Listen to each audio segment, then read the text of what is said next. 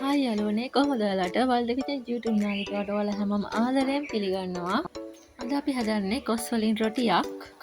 අවශ්‍ය කරන අමුද්‍රව්‍ය මම වීඩියෝ එකේ සඳහන් කරලා තියෙනවා. ඒ වගේම තාමත් ඔයාලා අපේ වල්ද කිචන් YouTube නාලිකාව subscribe කරලා නැත්නම් අමතක නොකර අපේ වල්ද කිචන් YouTube නාලිකාව subscribe කරන් යන්න අමතක කරන්න එපා. හරි අපි එහෙනම් බලමු කොහොමද කොස් රොටි හදන්නේ කියලා. අපිට අවශ්‍ය වෙනවා හොදින් සුද්ධ කරගත් කොස් ඇට ඉවත් කර සෝදාගත් කොස් මදුළු ග්‍රෑම් 300ක් ලිපිත පැහැගේ පිරිසිදු භාජනයක් ගන්න. ඒකට කොස් මදුළු ටික දමා කොස් ටික තම්බා ගැනීමට අවශ්‍ය වෙන තරමට වතුර එක් කර ලුණු තේ හැඳිගොත් එක් කර අතින් හොදින් මිශ්‍ර කරලා කොස් ටික ලිප තබා හොදින් තම්බා ගන්න. කොස් ටික හොදින් තැඹුණාට පස්සේ කොස් ටික වංගෙඩියකට දාලා හොදින් කොටා ගන්න. පේස්ට් එකක් වගේ එනකම් කෑලි නොස්ටින්න කොටා ගන්න. ඊට පස්සේ කොටාගත් කොස් ටිකට දාගත් පොල් ග්‍රෑම් 100ක් එක් කරගන්න. එයටම පාම් පිටි ග්‍රෑම් 250කුත් එක් කර අතින් හොදින් මිශ්‍ර කරගන්න. ඔක්කොම එකට එකතු වෙනකම්. මම මෙතන අරන් තියනවා සාමාන්‍ය ජලය මිලිලීටර් 100ක්. මම වතුර මිලිලීටර් 100ට ලුණු තේ හැඳි භාගයක් එකතු කර හොදින් මිශ්‍ර කරගන්නවා. ඊට පස්සේ එකතු කරගත් කොස් පොල් පාම් පිටි ටිකට වතුර ටික ටික දමා එක ගොලියක් එනකම් හොදින් අතින් අනා ගන්න ඕනේ. ජලය අවශ්‍ය පමණට එකතු කරගන්න.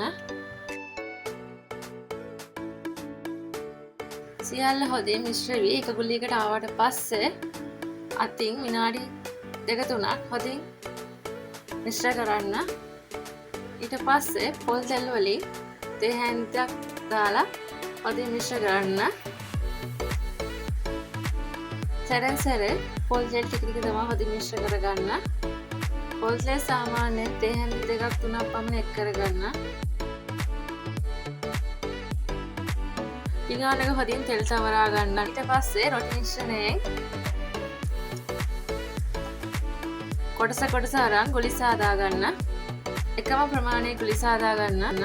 රොටි සාදා ගන්න රොටි තැටිය ලිප මත තබා ඒකේ හොදින් තෙල් සවරා ලිප ඔන් කර ගන්න. ලිපේ ගින්දර අඩුවෙන් තබා ගන්න අමතක කරන්න එපා. පිටි මිශ්‍රණයට ලුණු එක් කරද්දී ඔයාලගේ රස අනුව ලුණු අඩි කර ගන්න අමතක කරන්න එපා. සාදාගත් පිටි මිශ්‍රණයෙන් කොටස අරන් මේ වගේ බෝල සාදා ගන්න. එක ප්‍රමාණයේ බෝල සාදා ගන්න.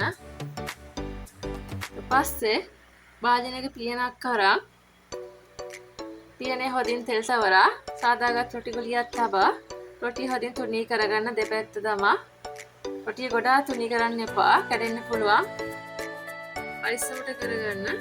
සාදාගත් රොටිය රත් වූ රොටි තැටියට දමා දෙපැත්ත දමින් හොදින් පුච්චා ගන්න. ඒ ආකාරයට රොටි සියල්ලම සාදා ගන්න. ඉතින් ඔයාලත් මේ වගේ කොස් වලින් රොටි සාදාලා අපිට කියන්න රස කොහොමද කියලා. ඉතින් ඔයාලට පුළුවන් සාදාගත් රොටි ලුණු මිරිස් මස් කරියක් මාළු කරියක් එක්ක රස විඳින්න. නැවත මේ වගේ රසවත් රෙසිපි එකකින් නැගෙන්න බලාපොරොත්තු වෙන් අදට අපි මේ වීඩියෝ එක අවසන් කරනවා. ඔයාලට සුබ දවසක්. ජය වේවා.